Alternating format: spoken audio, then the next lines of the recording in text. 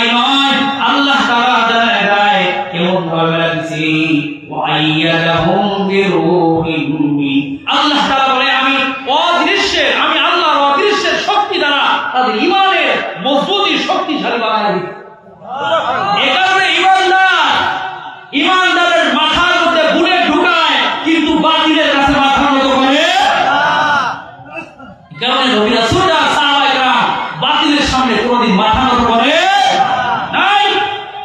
শুধু তাই নয়, আল্লাহ তাআলা বলেন ওয়া ইউদখিলুহুম জান্নাতিন তাজরি মিন তাহতিহাল আনহার খালিদিনা ফিহা।